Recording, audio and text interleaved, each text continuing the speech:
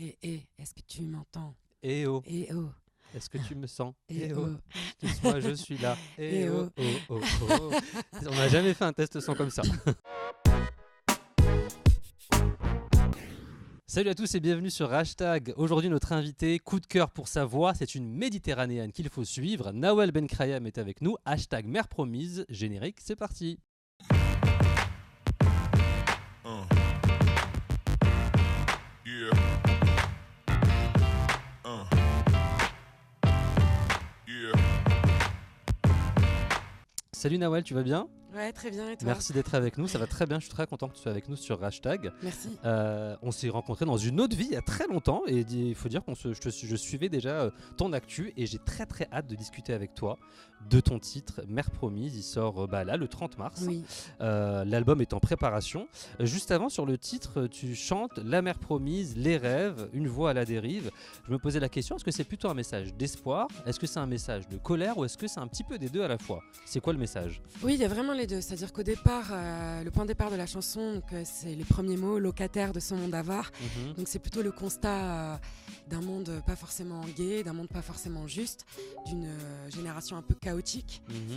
Et en même temps, j'avais vraiment envie qu'il y ait une promesse et Un espoir, un du espoir, coup. voilà. Donc une chanson quand même positive. Enfin, les deux en fait, lucide, donc Ouais, lucide, pas que fleur les bleue, ouais. voilà. Mais dans cette lucidité-là, je pense qu'on a tous des ressources pour essayer de faire un peu changer les choses, donc voilà. Et c'est le message du coup du titre là. C'est toi qui l'as écrit ou t'as travaillé avec Ouais, je quelqu'un l'ai pour le... coécrit, ouais. Tu l'as coécrit, d'accord. D'où est venue l'inspiration? Est-ce que c'est l'actualité qui t'a inspiré? Est-ce que c'est un titre que tu avais en tête depuis longtemps? Comment le titre est né? Il est né en fait, pour être sincère, en sortant d'ateliers que je donnais, d'ateliers d'écriture à Fleury. Et c'est vrai que des fois je recueillais des paroles assez fortes et des fois ces ateliers-là ils donnent aussi la température des injustices de ce monde-là. Et voilà, les premiers mots c'était vraiment au départ un espèce de constat poétique, mais de constat quand même d'un monde un peu injuste. Et puis c'est après, en travaillant en studio, donc à plusieurs, que j'ai rajouté un peu de cette lumière, on va dire. Et même que la mélodie du refrain s'est un peu envolée. Mais au départ, c'était quand même plutôt sur un truc un peu grave. D'accord. Et je crois que tu travailles régulièrement avec des associations où tu vas participer à des ateliers dans les maisons d'arrêt, c'est bien ça? Oui, ou dans d'autres contextes. Dans d'autres Mais contextes, en tout cas, d'accord. j'aime bien faire des ateliers d'écriture parce que ça permet aussi d'échanger, de rencontrer les regards sur le monde d'autres personnes, la sensibilité d'autres personnes. Et de toute façon, l'écriture et les mots, je trouve que c'est une arme géniale et puis pas chère. Je veux dire, on a besoin juste d'un carnet et d'un stylo pour... Et si on peut aider les gens à avancer et à partager. Partager, voilà. Ouais, c'est ça. Mais oui, je pense que ça peut aider. En tout cas, moi, ça m'a aidé dans ma vie. Après, je sais pas si ça peut aider d'autres gens, bah tant mieux. D'accord. Et du coup, sur le titre, tu chantes, tu dis, on te dira de filer droit, mais laisser filer les étoiles vers toi, excuse-moi. Est-ce qu'il y a un message personnel? Est-ce que tu t'adresses à quelqu'un dans la chanson? On a l'impression que tu parles à quelqu'un en fait, sur le titre, que tu t'adresses à quelqu'un. Ah oui, il y a vraiment une adresse en fait. C'est-à-dire qu'après, dans la façon de remanier les images et pour que la chanson prenne forme, après, il y avait vraiment l'idée de s'adresser à la petite sœur. Ouais, d'accord. Donc, moi, j'ai 2 petites sœurs. Ouais. Mais l'idée, c'était de la figure de la petite sœur comme un peu une image de la nouvelle génération, on va dire, de cette jeunesse qui est née dans un monde chaotique, mais de lui dire, vas-y, t'inquiète, tu peux inventer des choses pour un endroit plus juste, pour un monde à la hauteur de tes espoirs. Et on t'a déjà demandé de filer droit, toi ou pas? Parce que moi j'ai l'impression que t'es une femme de caractère. Est-ce qu'on t'a déjà demandé de filer droit dans Bah bien sûr, on demande à tout le monde de filer droit, on demande à tout le monde quand il fait des gâteaux de suivre une recette. C'est vrai en plus. Alors que bon... on fait comme on veut. On fait comme on veut. Comme on veut. Donc toi tu réponds quoi quand les gens te demandent de filer droit? Tu dis fais comme je veux. Fais comme je veux, bah, t'as raison, fais comme on veut. Et d'ailleurs, je parlais du titre, tu chantes quelques notes en arabe où tu dis Yarouh, ça veut bien dire vas-y. Ça peut vouloir dire vas-y, du coup plutôt dans le dialecte algérien. Ouais, voilà. Ou rouh aussi, en arabe un peu plus littéraire, ça peut être l'âme. Ah d'accord, exact.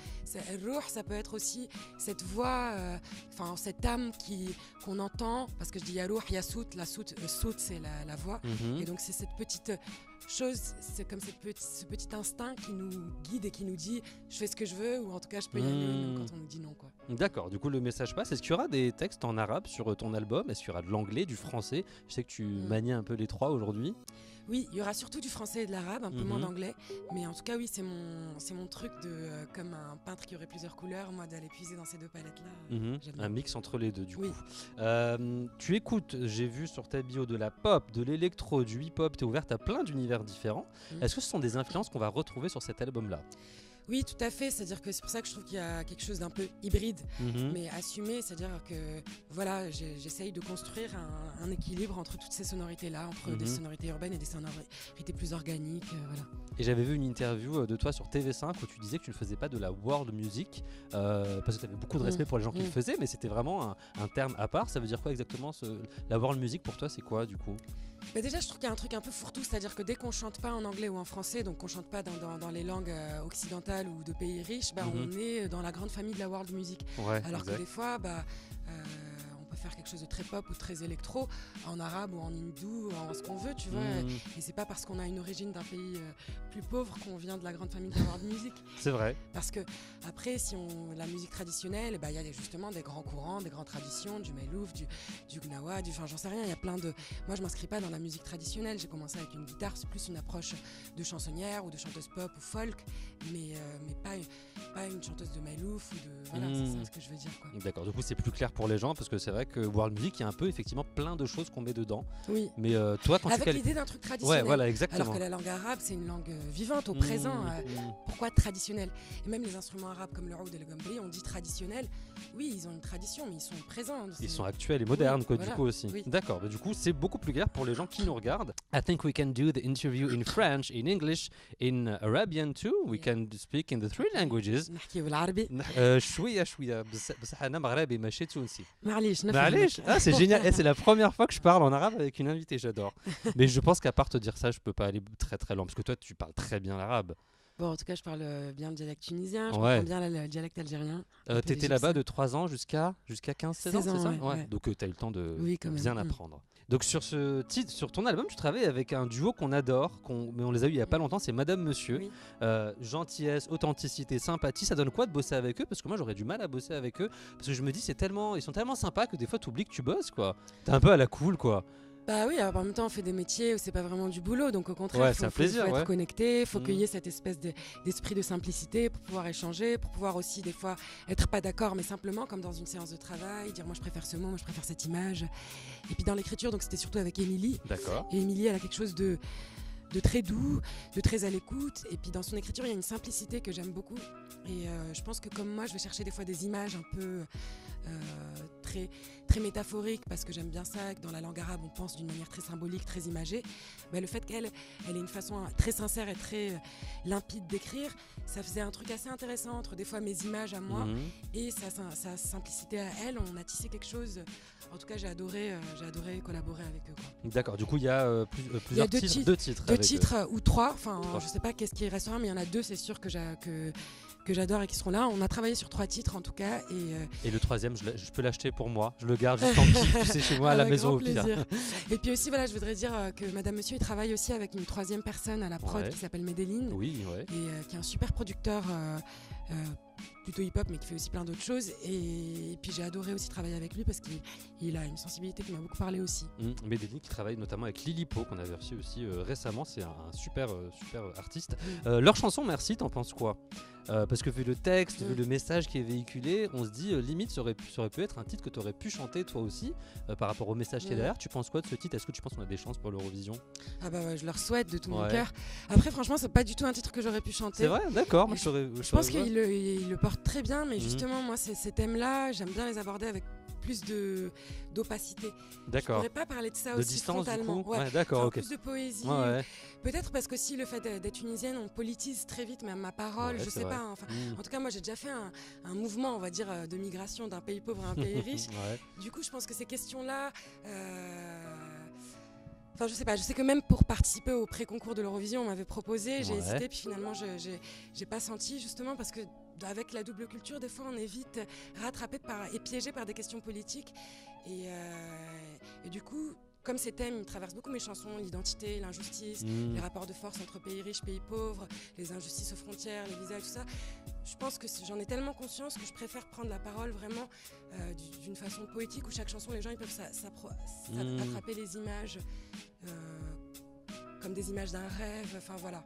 Mais après je trouve qu'ils le font très bien et que oui, je pense qu'on a nos chances parce que c'est une très belle chanson, et le texte et la prod, et il y a une pureté comme dans beaucoup de choses qu'ils font. Donc très joli titre qui s'appelle Merci. Je voulais qu'on revienne sur une autre actualité que tu as eue il y a quelques mois maintenant.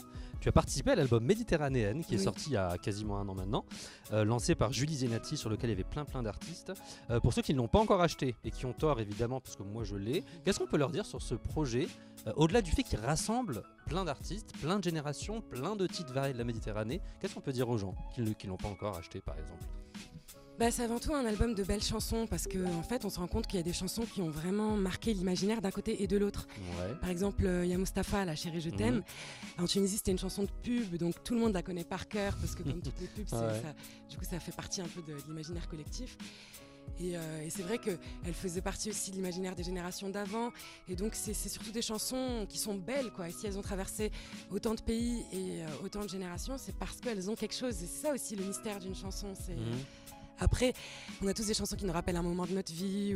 Et je trouve que toutes les chansons de Méditerranée, elles ont ce truc de la chanson forte, voilà. Qu'on le retient et dont on s'accapare. Et toi, tu as chanté, entre autres, Beautiful Tango en duo avec Sophia et Saïdi. Comment ça s'est passé le choix des titres? Est-ce que tu avais des envies ou est-ce que c'est Julie qui t'a proposé des choses ou est-ce que c'était d'un commun accord? C'était plutôt en échange. Enfin, Julie elle était très généreuse. Elle avait une liste assez grande de chansons. Et puis je suis allée naturellement vers celle qui me plaisait. Beautiful Tango, c'était un peu une évidence parce que dans une famille artistique idéale de mes influences et tout, Indy Zara, elle ferait bien figure de grande sœur parce que elle a quelque chose qui m'inspire, que je trouve assez authentique, et donc du coup j'avais vraiment envie de chanter cette chanson. Et puis il y a Mustapha, voilà, et j'avais un petit clin d'œil avec cette chanson, et la Maritza je connaissais pas, c'est Julie qui me l'a suggéré. Et du coup, ça l'a fait aussi, parce qu'on a l'impression que tu t'es éclaté sur ce projet. La Maritza, en tout cas, ça me faisait faire un petit pas vers la variété française. C'est pas une culture que j'ai énormément, et c'était intéressant pour moi de visiter ça. D'accord, donc l'album c'était Méditerranéenne, il est toujours disponible. Ton single, on le rappelle, c'est Mère Promise, il sort le 30 mars, l'album est en préparation. Tu restes avec nous pour la deuxième partie de l'interview? Avec plaisir. A tout de suite avec Nawal Benkraïm sur Hashtag.